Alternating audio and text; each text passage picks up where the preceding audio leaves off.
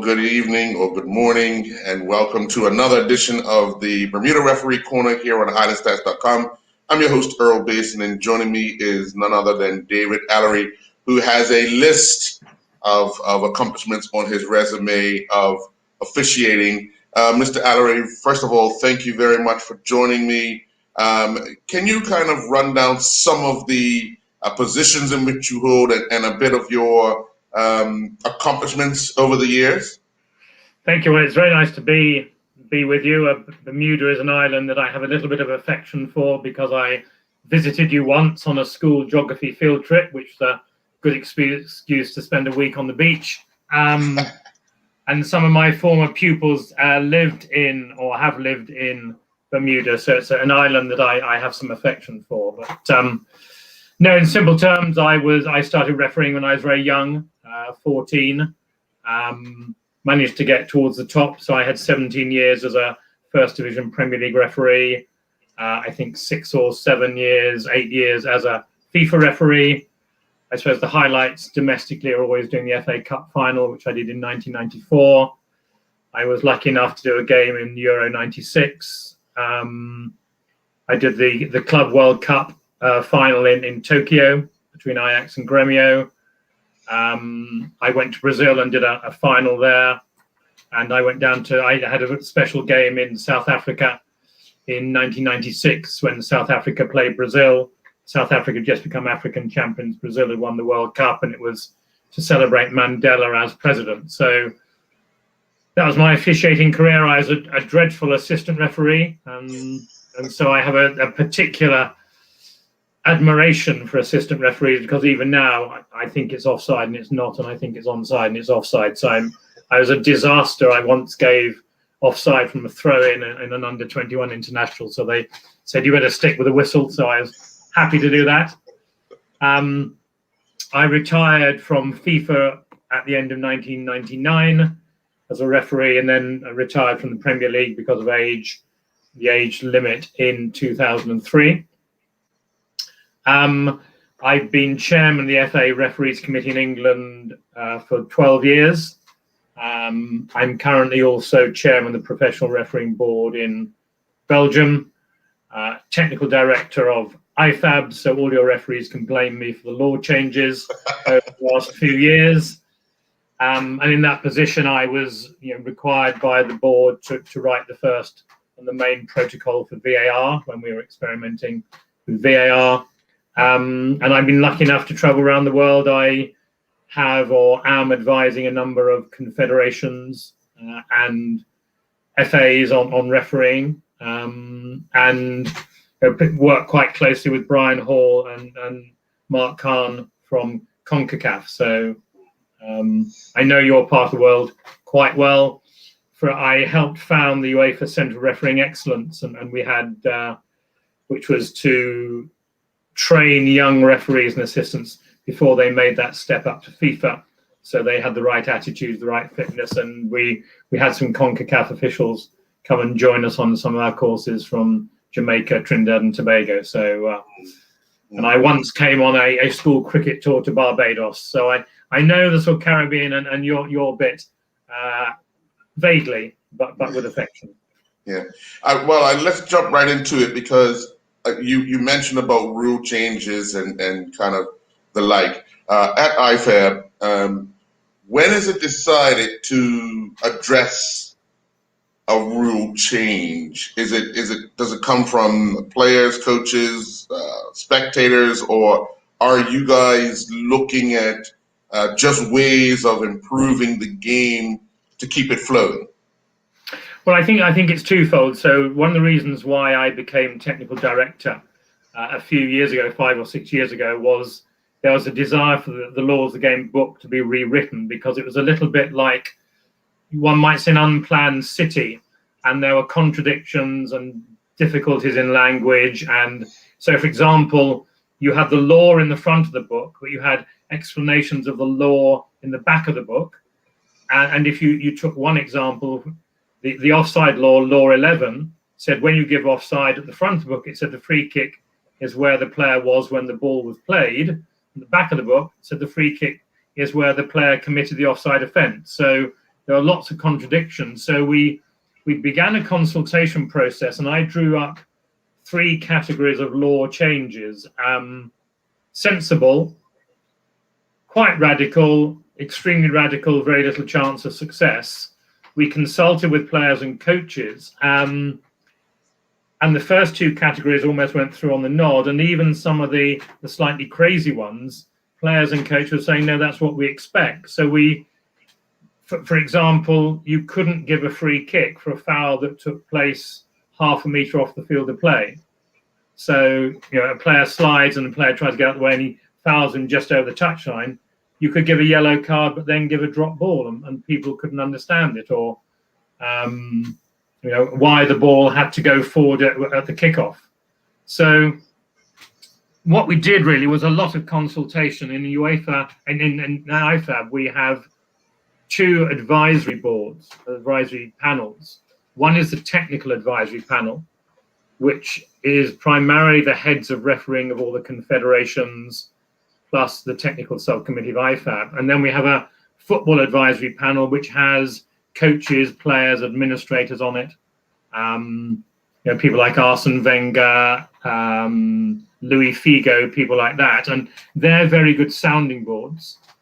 I probably get about a dozen law change suggestions in my email box every day. From the bizarre, which say all players should wear shorts with pockets and must be required to keep their hands in their pockets so they don't pull other players' shirts,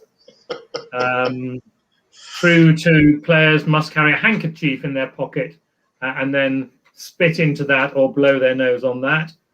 So we have lots of ideas, and in a way we're open to ideas from the public, but we also get submissions, and I work very closely with Pierluigi Collina from FIFA, who I think has may well have been on your show, and we will tend to discuss ways in which the game can be made better.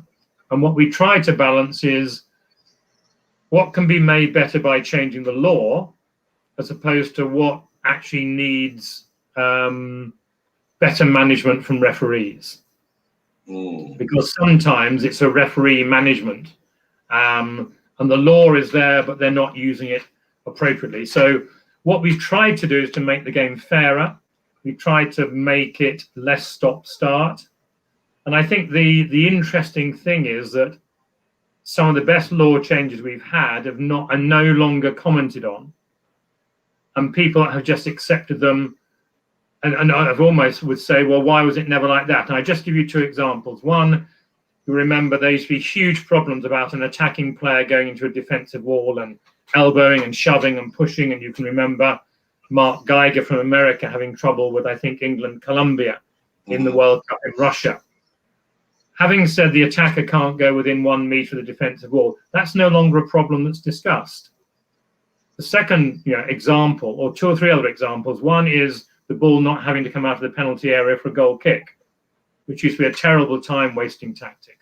Or, and I know Gianni Infantino has got very upset in the World Cup in Russia, where teams wanted to delay the game, so they'd tell a player he was going to be substituted and get him to go to the furthest corner, so that when he was called off as a substitute, he would slowly walk.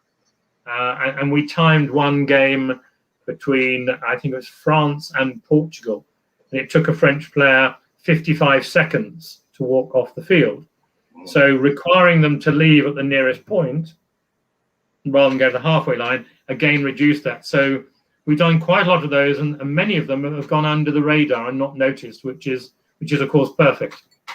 Now, obviously, when you guys are making these changes to the law, just like the VAR, how much time do you give yourselves for the experimental part of it, to see whether or not it actually practically makes sense in a game, as opposed to just throwing it in and saying this is going to be the law? Good question. Sometimes we can, as you say, almost throw it in because everybody agrees. So, for example, the one like the substitute going off at the nearest point was self-evident. Players do that when they've had treatment on the field and need to go off. Others, we tend to give ourselves 1 or 2 years to see how it works. So one experiment we had, which CONCACAF was involved in, was the notion of red and yellow cards for team officials, particularly coaches, when they misbehave. And there was debate there. Some said it was good. Some said it was demeaning for a coach to be shown a card. Others said, well, it will give the referee more authority because it always used to be a bit of a verbal battle. So a CONCACAF, for example, offered to trial it in some of their competitions and came back very positively. So sometimes we trial when there's no consensus, but if you can actually get referees, coaches and players all agreeing on something, it's pretty rare. So if they agree something needs to be changed, we often move ahead. So I mean, at the moment, for example, as you know, we're experimenting with the use of concussion substitutes. And that's one which is important because it's an event which happens very rarely. So you need quite a long experiment time to see how effective it can be. So, to come back to your original question, sometimes it depends, is this something which happens 6 or 7 times in a game, in which case you can test it in a couple of small tournaments, or if it's something which is rare, then you need a longer experiment time. When in your travels as an official, what would you say would be the most difficult time you had? Well, you already told me about the flag, so that with the whistle, because you said you had been to several places, officiated several international matches of sorts. We'll talk about the international side first. Well, I think what I always talk about, which is referees are under a great deal of pressure, but that pressure isn't always on the field. So in 1999, I was appointed to referee the last round of the group stages of qualification for Euro 2000. And I was sent to do Russia against Ukraine, which even in those days was quite a political sport. And we remember George Orwell famously said that sport is war without guns. And on the morning of the match, I was summoned to the Kremlin and given a private tour of the Kremlin by the president's right-hand man, and sat in the president's chair and could see the green phone for the United Nations and the red phone for Tony Blair and whatever. And at the end of the tour, I said to this secretary, Mr. Borodin, thank you very much. That's the most wonderful tour of the Kremlin. He said, thanks are not necessary. The only important thing is the result tonight. Because Russia needed to win to get into the playoffs. They couldn't win the group because France were winning the group. So there was quite a lot of political pressure, and one sometimes understands that actually it's not just the 90 minutes on the field which can be challenging, it's off the field as well. History will record that the game ended up 1-1 and Russia didn't qualify. So I've only been back to Russia once since then. Your picture's up in the airport. I think it probably is. Yeah. So let's get into how you got into officiating, because obviously everyone is not going to be a professional player, but loves the game enough to somehow, some way get involved. So what turned your attention to the officiating part? Well, I was bitten. I was not over interested in football early on, and then I got bitten very much by the World Cup in 1966. And my father's best friend was a referee, and I was a pretty hopeless player at school. I'd like to claim I was second 11 standard, but that's rather inflating my ability. And people will always say that I'm a bit bossy or controlling by nature. So at the age of 14 or 13, actually, just coming up to my 14th birthday, I started refereeing at school, doing some school games, and just rather enjoyed it. And it enabled me to have an active role in a sport that I had grown to love very quickly, where I knew that I wouldn't go very far as a player. And I remember being selected to referee a sort of county schools trial, and at that moment thinking, well, I've gone further now with my refereeing than I ever would as a player.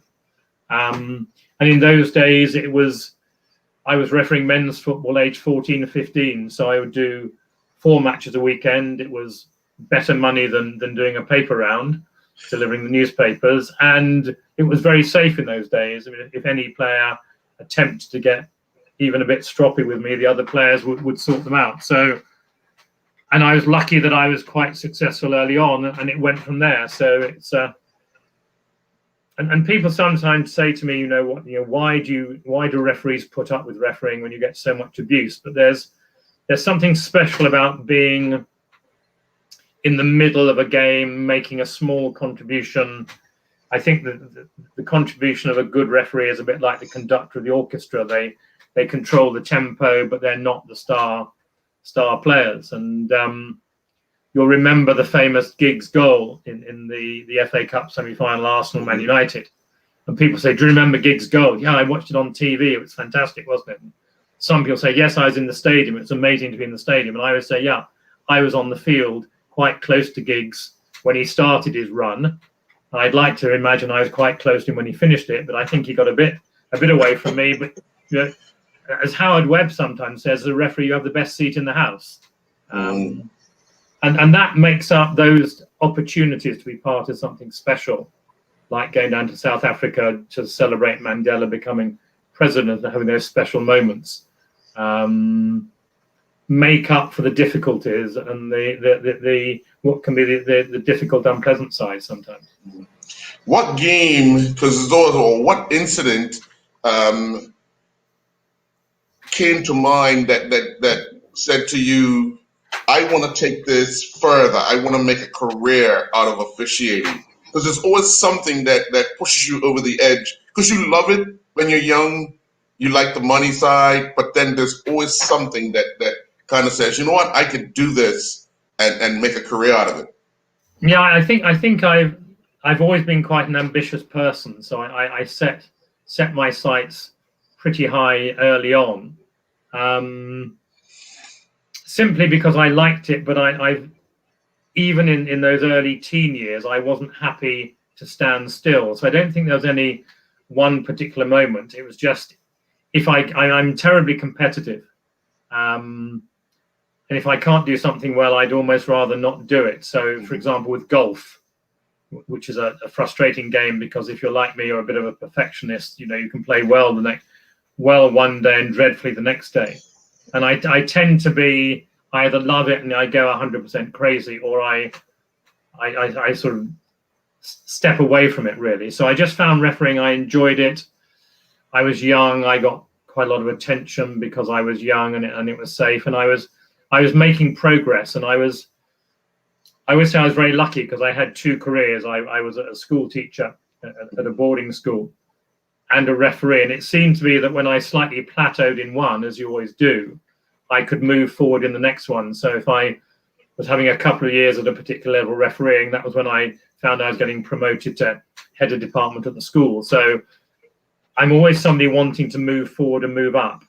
And I think refereeing, I saw a pathway there. So I set my sights high very early on. What would you say when you started out, would the referee look like? And as we grow, what is the hope that the referee looks like? Or what is the referee's roles and responsibilities as the game changes from when you started? I mean, I think what hasn't changed is that the best referees are people managers and event managers. I think what has changed reflects society. So I think when I was first a referee, referees like policemen, like school teachers were respected because of the position they held, unless they then lost that respect. So you had the automatic respect, which it was then yours to lose. Whereas now, I think if you're lucky, you start off in a neutral position. But as a new teacher, a new policeman, a new referee, you've basically got to earn that respect. You can't command it. So I think I found even at the top level, my first matches as a first division referee, which then became the Premier League, I used to reckon only about 1 in 4 really needed refereeing, and the other 3 were relatively straightforward, whereas by the end of my career, it was more 3 in 4 needed refereeing. By all the sort of fitness measures, I was at my fittest in my last year. And I think, now as I was talking to a group of young referees on Saturday, I said, you didn't see a fat referee at the Euros. You won't see a fat referee at the Olympics. But you can go back 15 years and assistant referees and referees, some of them look like slightly overweight, old, balding bankers. Now a lot of the referees can walk into a hotel lobby and people think they're players, which I think is very good. So I think physically there's been a big change, but the earning respect is the most fundamental change. You've got to earn it and keep it rather than be able to demand it and command it. Yeah.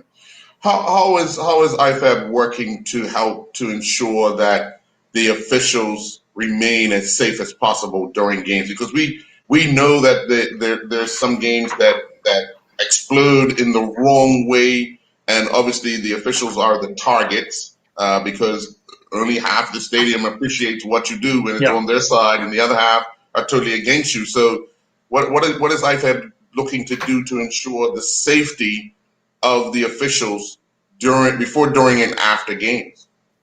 Well, we can't do a great deal in a way because we are not responsible for refereeing. We're only responsible for the laws as such. So it's a little bit like in government.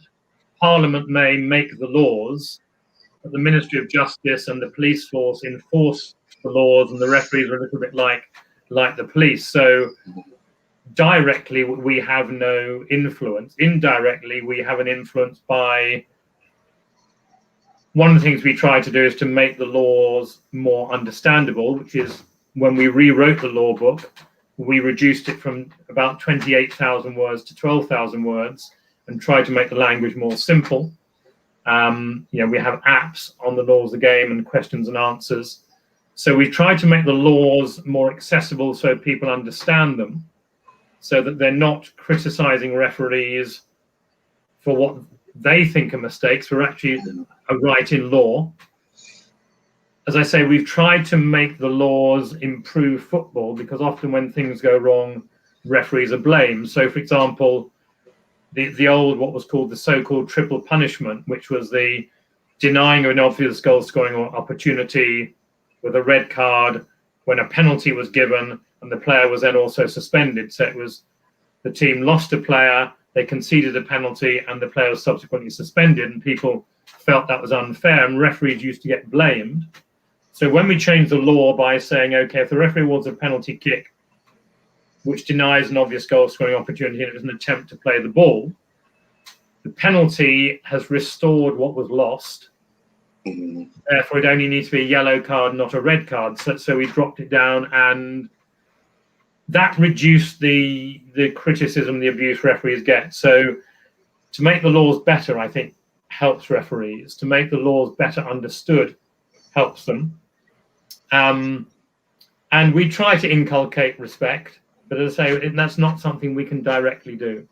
Well, one of the things I know as a chairman of any sort of institution, you're the deciding vote at times, but obviously when rules and laws are being changed, not everyone in the room is going to agree with how it's going to play out and so forth. But what have some of those discussions been like? I know, I read a lot of the IFAB stuff on a monthly basis of what you guys are trying to accomplish with rule changes and addressing certain things. But from a chairman standpoint, how are those debates and decisions in a room? Well, obviously with COVID, you guys haven't been in a room together. It's always been it's similar to what we're doing today. But how lively are those things? They can be very lively, and as you mentioned earlier, sometimes we go to trial because we can't agree and we're not so sure. And the challenges you'll always appreciate with any law change or any change is the law of unintended consequences. So we know what we think a law change will bring about, but it doesn't always work. And I think a a good example of that, and I'm sure you're going to ask me about this anyway, so I'll get my retaliation in first, is the handball law.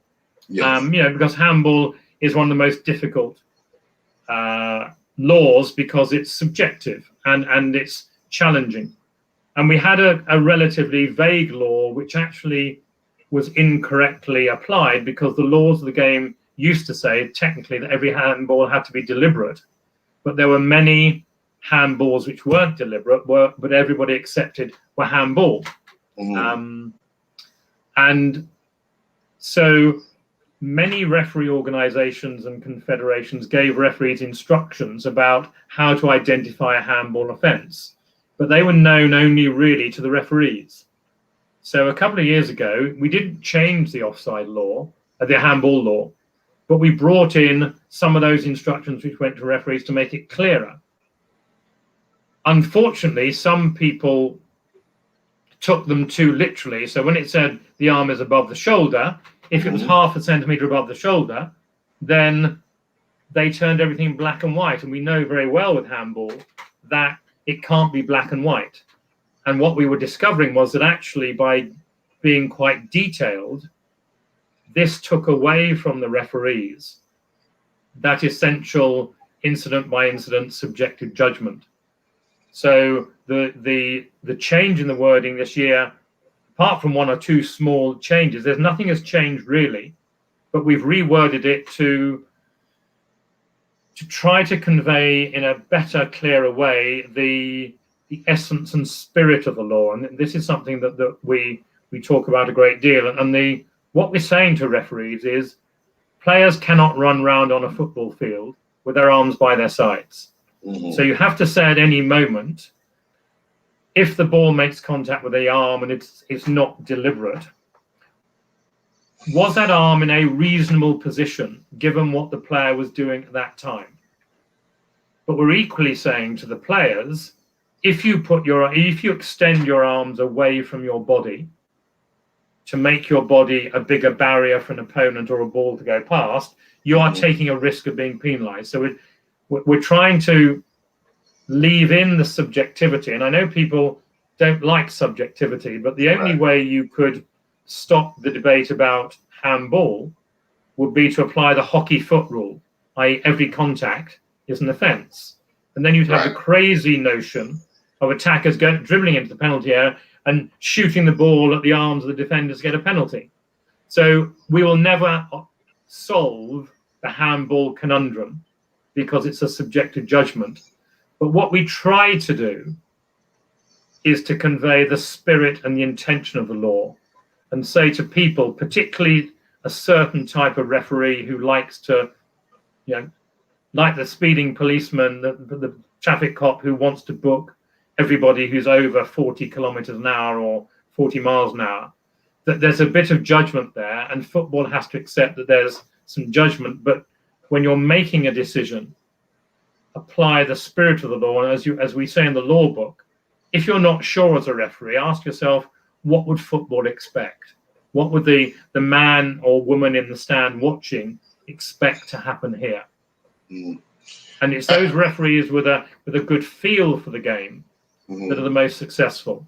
Yeah, as a law changer or part of the committee that requires law change, how much of a word changes the perception of a law? Like the word deliberate or intentional.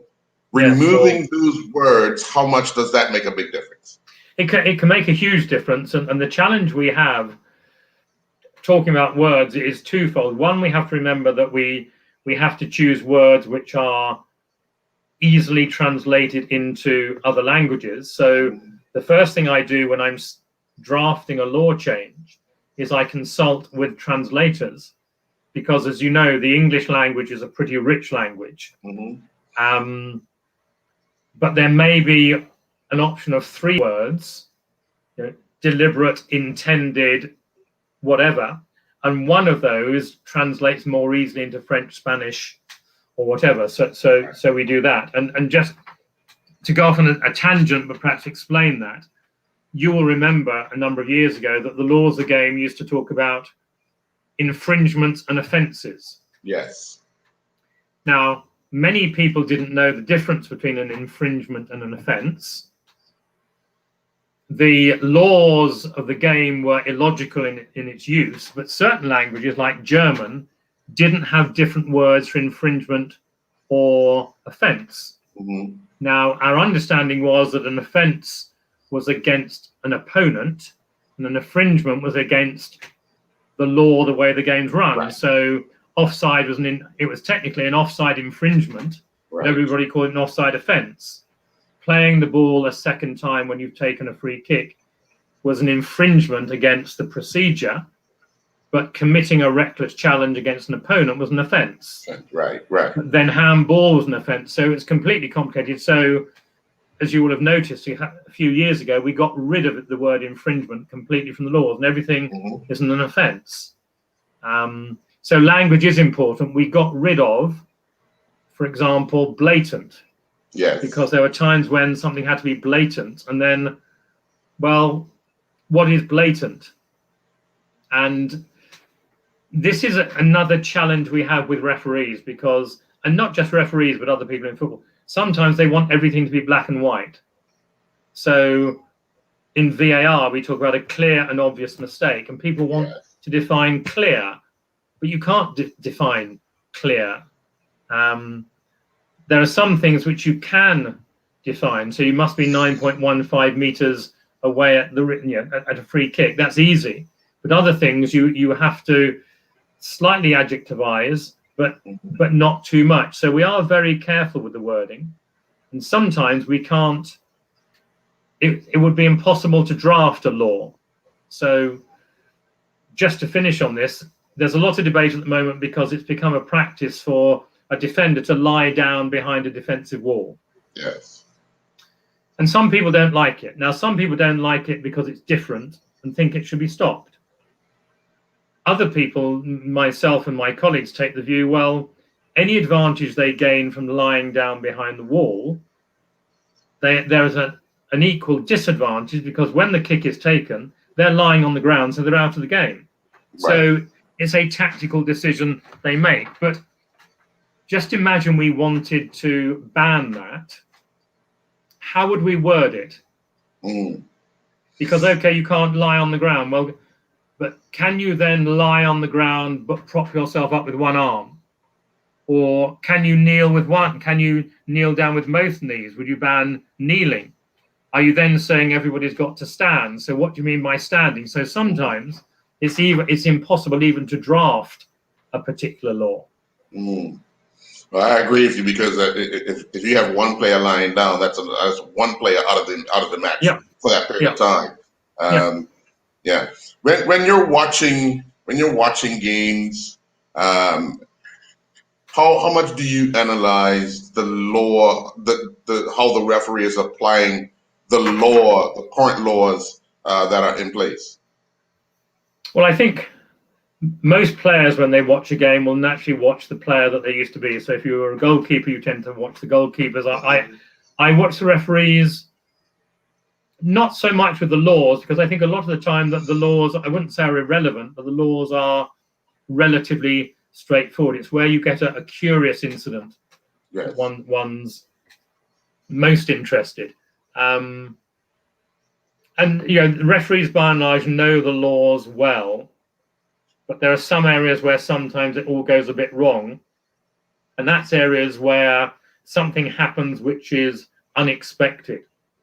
If it's something routine that happens 20 times a game, then it's fine. But something that happens once every 10 seasons. And I always say to referees, the area where you're most likely to trip up is the penalty kick. And then something happens in a penalty kick, and the kicker faints at the end of his run, but a defender also runs in, and the goalkeeper's off the line. And you've got so many things to deal with. What do you do next? So knowledge of the law is very important, particularly those technical areas. Yeah, I was getting back to the handball one. It's always the biggest debate, no matter where it is, because one of the debates is the whistle would blow the minute the ball is hitting hand, or ball to hand, or hand to ball, outside of the penalty area, the whistle goes right away kind of thing. Inside the penalty area, it's almost like a delay of I need to get this right kind of thing. Yeah. How would you suggest there's some balance in that time? When I say time, meaning that the minute it happens outside the box, the whistle's going right away. The minute it happens inside the box, you've got that kind of time delay before anything happens. Yeah, I think there are two reasons for that. One is that when you're giving a penalty kick, you're in effect awarding a goal, or you should be awarding a goal. So it is a pretty momentous decision. So you want to make sure you get it right. It's not like a routine free kick in the center circle. The other thing is actually a deliberate technique where we do encourage referees in all penalty situations to delay slightly, because sometimes the ball hits the defender, it's handball or not, it breaks to another attacker who then shoots and scores. Right. And we've had situations, and there was one in the Confederations Cup a number of years ago, where the referee blew the whistle and awarding a penalty, and then a fraction of a second later the goal is scored. You can't give the goal because the moment you blow the whistle, the game is stopped, and then the team lose the goal and then they miss the penalty. So there's sometimes a deliberate bit of delay for that reason, as well as I want to make sure this is possibly the most important decision I'm giving in the game. When you were officiating, what was one of the laws you would have to apply that you didn't fully agree with? Well, it's probably quite a lot. That's why I changed a lot when I was in a position to be able to do that. I mean, interestingly, I can reverse that question, and I mentioned earlier about the Ryan Giggs goal in the famous Arsenal Man United, and of course it's a much used word, the iconic picture of him running around waving his shirt. Now, in those days, it wasn't an automatic yellow card for removing the shirt. To some extent, I look back and I was lucky that I didn't have to award a yellow card at that moment, because I think that I'd have been seen as the real party pooper. So sometimes it's the other way around, and society changes, and removing a shirt now has all sorts of connotations that it didn't have in the past. But I think I used to referee a fair bit of rugby when I was teaching as well, and I liked the ability to delay the whistle to see if any advantage develops. And in a way, we have changed that over the years a little bit with refereeing, and it went from, when I was refereeing, you either had to say advantage or free kick straight away. Now we talk about if the advantage doesn't accrue almost immediately. Now, of course, going back to something I said earlier, some people want me to define whether almost immediately is 2 seconds, 3 seconds, or 4 seconds. But that is one area where I think I'm pleased we changed, because I always felt rather hamstrung that you'd blow the whistle just as a player broke clear and it was too late. With the introduction of technology into the game for officials, how do you think it has improved over the few years that it's been in use to help the game move forward? Well, football's been very slow to adopt technology. Goal line technology came in, of course, but that's very expensive and is not needed very often. Probably, I think the Premier League, last season they probably used it about 8 times, and 4 of those it didn't really need to be used. And the great debate over the use of replays had 2 very strong sides. So one side, led by the Platinis and whatever, was football is the most popular sport in the world. It's been played for 150 years without technology very successfully. It's about human error. Players make mistakes, coaches make mistakes, referees make mistakes. We have to accept those mistakes and help the referees as much as possible. So Platini, for example, was a strong supporter of the two referees on the goal line, the additional assistant referees, and said, we need more human eyes, we don't need technology. And others were saying, yes, but every other sport is using technology successfully. Millions of pounds can be determined by a decision in a cup final or determining a league. And then the debate came, which was sort of thrown at me when I was asked to write the protocol, was one of the big arguments against technology is that unlike American football, for example, unlike cricket, which you'll know about from Bermuda, unlike tennis, football isn't stop, start, stop, start. There are very few breaks of more than a few seconds. And when there is a delay for an injury or whatever, people get pretty irritated by it. Mm-hmm. And so basketball, which is even more non-stop than football, only uses technology in the closing minutes. So there was, how can we use technology without breaking up the essential flow and emotion, which is so important with football? The second argument was most decisions in football are not clear cut. So it's not like cricket where you're either run out or you're not, or you're stumped or you're not. It's, was that handball or not? Was that foul, a yellow card or a red card? There's so much subjectivity that did that open itself up to the use of technology. So this is why with VAR we came up with sort of two maxims really. The first was 4 words: minimum interference, maximum benefit. So we didn't want the use to interrupt the essential flow and emotion of the game. We then said, okay, it can only be used for clear errors in match-changing situations. Mm-hmm. So despite what some coaches would have you believe, matches aren't decided by wrong throw-in decisions, wrong free kick decisions, wrong corner kicks. Newspaper headlines are always about goals, penalties, and red cards. So we basically said for our trial, okay, if we're going to try this, and most people thought, interestingly, the trial would fail. So even those people on the board and the advisory panels who voted for the trial, many of them were voting for it because they wanted to end the constant arguments and said, okay, we'll trial it. It'll be a disaster. Then we can just go back to where we are. So that's why the scope of VAR has always been very narrow. Right. But, and because I study other sports, I took very much from cricket. And you know from cricket, umpires call, i.e. the on-field decision is right unless it's clearly wrong. And we applied that to football. So you can only have it if the referee has made a clear and obvious error. Mm. And we talk about an incident where if you showed it to a group of football people, you're talking about 75, 80% will pretty quickly say, no, that he's got that wrong.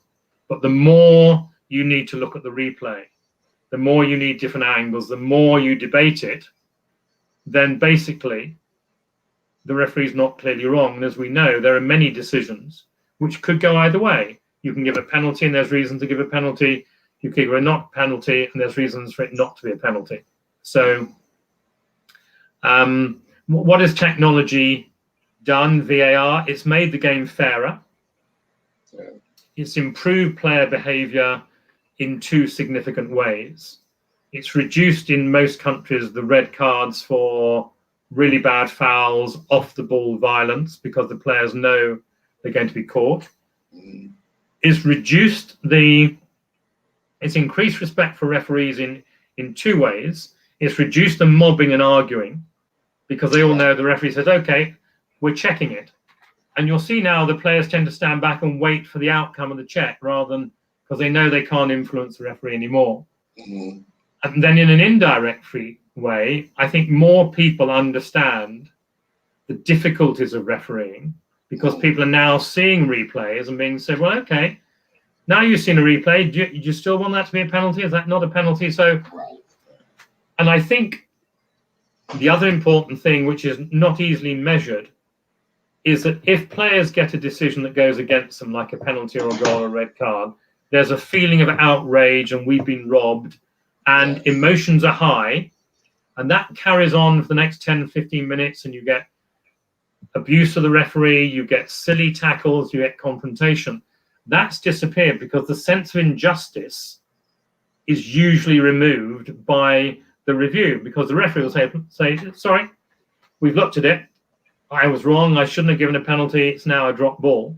And people tend to say, okay, that's fine. And so that emotion linked to injustice has been removed. So we found in Italy in the first season, they had it, the number of cautions for dissent, for mobbing referees, for abusive referees went down significantly, because it was the major incidents that used to cause most of the abuse and the dissent. Right. What is your view, your personal view on, because you use the terminology of cricket, when a review is being taken, showing it to not only the people in the stands, but also people watching via television or whatever, however they're watching, showing it as the official is looking at the matter. What is your view on that being shown? Because, well, let me just explain why I asked this question. A lot of people still don't understand the rules. So in their opinion, it's still, whether it be out, handball, you know what I mean? So showing it while the official is reviewing it, what is your opinion on that? Well, I think you've touched on one area where you're right. And VAR, we had our first VAR trial match in August 2016 in New Jersey. And less than 2 years later, it's being used in the World Cup final. So it was an extraordinary revolution for something which football had rejected for decades, to suddenly go from zero to the most important game ever in the world in under 2 years. And the area that fell by the wayside was education of people as to how VAR works, why some things are reviewed, why others aren't reviewed. And I think that's still an area, along with general refereeing, as we mentioned earlier, and knowledge of the laws that we need to deal with. Showing replays in the stadium has significant potential difficulties because of the partisan nature of the spectators, the players, the coaches. And you can just imagine a scenario where on a big screen they're showing replays of a penalty, no penalty, and you have the manager of the one club almost fighting with the manager of the other club because they're both seeing the same replay and seeing it totally differently. Yes. So I think there are controlled behavior, discipline issues about showing it in the stadium. I think in time, more will become available. But we have to remember we're still at an early stage of it. Yes. There are certain challenges that we have. So there's a risk, for example, and it's one of the, unlike some of the other sports, that there are two big differences. So if we compare it to cricket, as we said, most of the decisions in cricket are factual. Right. So there's no subjectivity. And even the subjective decisions like LBW now use technology to, and everybody, you know, amazing, people accept technology as gospel. So when the ball tracking for LBW shows he was out or he wasn't out, everybody accepts that. Nobody ever says, well, I wonder if that's actually as accurate as that. Right. But because it's black and white, it doesn't matter that you see what's going on. When it's subjective, there's a couple of challenges. It may take a while to find the right angle. So for a run out in cricket, you only need one angle, which is, you know, a lot along the batting crease. For football ones, you sometimes need 2 or 3 different angles because from one angle it looks as if the goalkeeper just touched the ball, from the other one he didn't. So if it's taking the VAR some time to get the right image, will that help or will that suggest incompetence? But equally, there's also the challenge where you're the referee and I'm the VAR. And I say, oh, I recommend you look at that because I believe you've made a mistake in giving a penalty. And then you come and you say, no, I'm quite happy. And I'll say, yeah, but just let me show you this angle. And then you say, no, I'm happy with my decision. The coach that concedes the penalty is going to say, oh, well, typical. Earl thinks he knew everything, but then, he wouldn't listen to the VAR. It's quite clear that VAR, David Elleray, was convinced it wasn't a penalty. Just listen to him saying, have a look at this. So we've got this arrogant, ignorant referee. And so sometimes the conversation that would go on will be distorted. Right. And equally, as I say, in terms of training, there's quite a lot of emotion. I mean, Nicola Rizzoli, who refereed the World Cup final in Brazil, said that after his first competitive match as a VAR, he was more drained than he was after the World Cup final.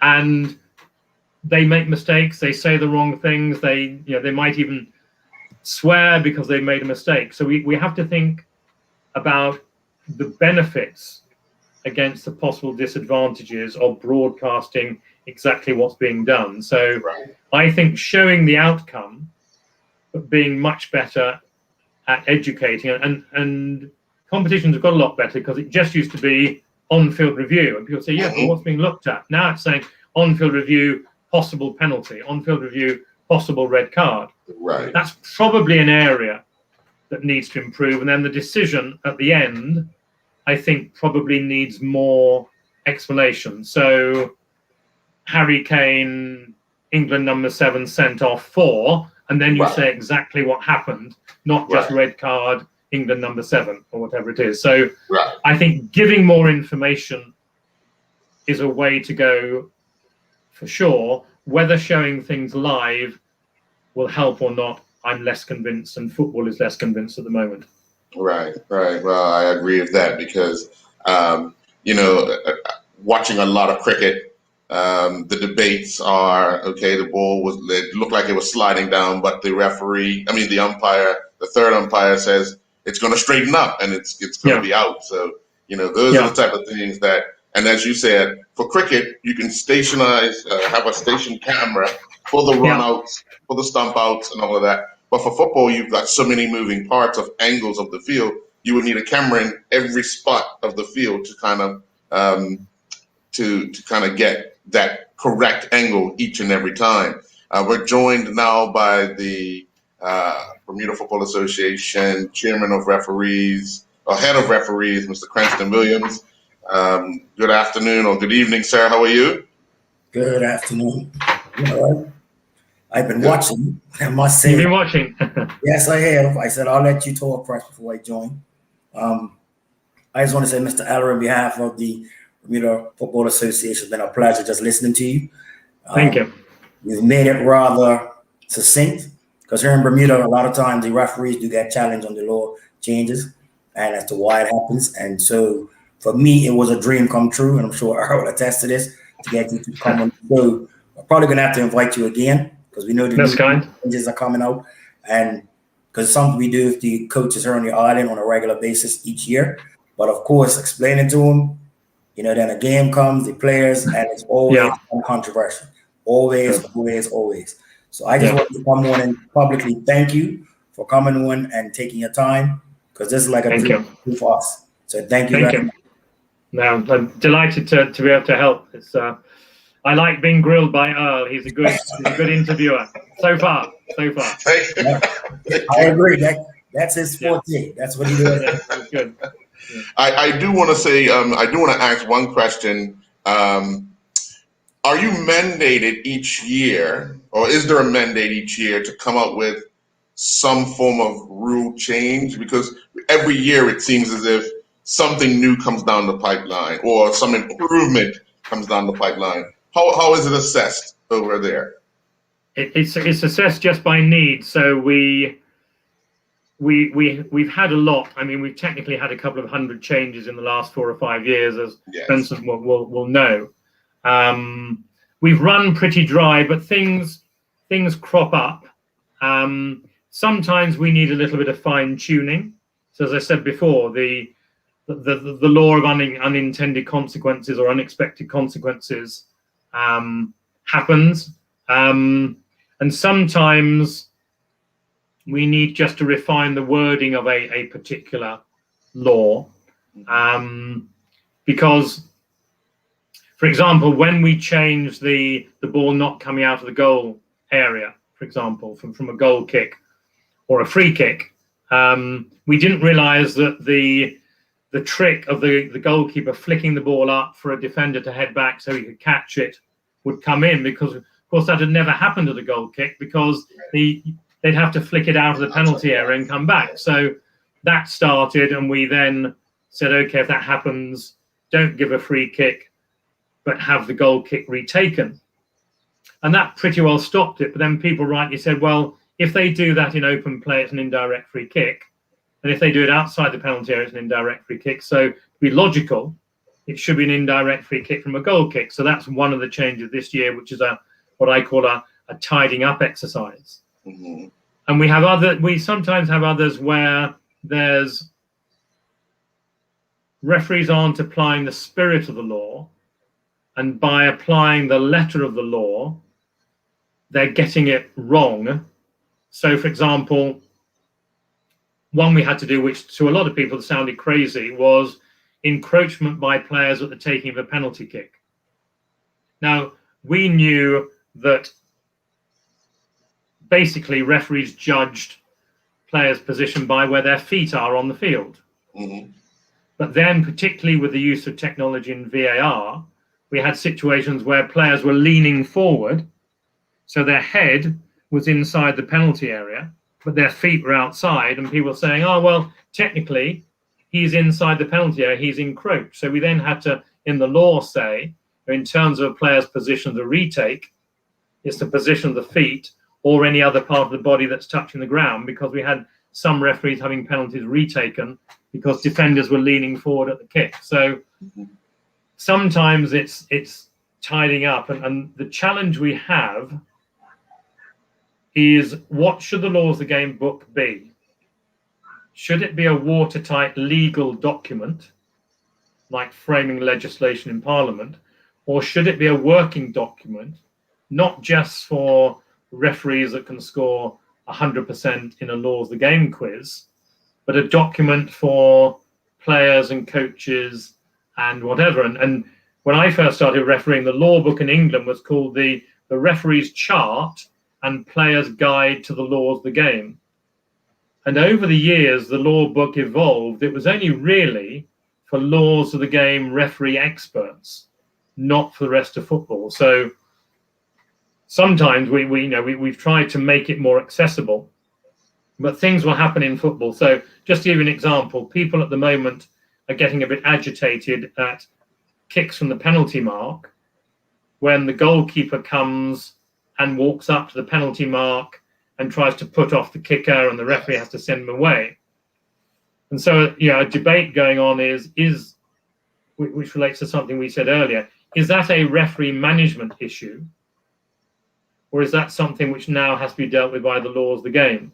Mm-hmm. If it had to be dealt with by the laws of the game, could we deal with it? So to pick up a point we said earlier, how would you draft it? Would you say the goalkeeper must go directly to the position on the goal line? Then people say, well, what does the word directly mean? Must he walk along the goal line there, or is he allowed to go 2 meters in the field? So that is a good example of something which at the moment is an issue in some parts of the world. Right. And where we have to make this judgment, do referees have enough tools to deal with it? So if they think the goalkeeper is behaving in a manner which is showing a lack of respect for the game, they can yellow card them anyway? Or is it something where we need a stronger line in the laws of the game? So I was once accused of waking up every morning and feeling that the first thing I think of is, what law can I change this morning? I can assure you that's not the case. And as you'll have seen this year, we had very few actual law changes. We had a few tidying up clarifications. And a good example of that was offence or insulting or abusive language or gestures, it used to say. We then had a couple of situations in different parts of the world where players were sent off for inappropriately touching an opponent. In the male vernacular, grabbing somebody's genitals. They were being sent off for violent conduct, but disciplinary commissions were saying, well, there was actually no brutality or violence, so the player was being let off, and you couldn't call grabbing somebody or in women's football inappropriately touching somebody as violent, nor was it a gesture. So we changed the word gesture to actions, which may seem small, but that was actually in response to something from football, not because I woke up one morning and thought, oh, I like actions as a better word than gestures.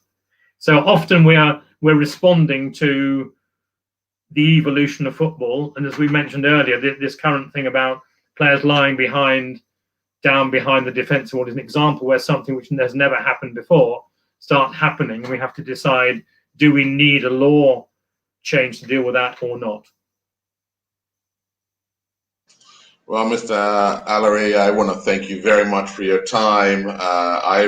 I've been educated, as well as I know others that will watch this and have been watching this, have been educated to some degree on all these rules and why we have these rules in football today.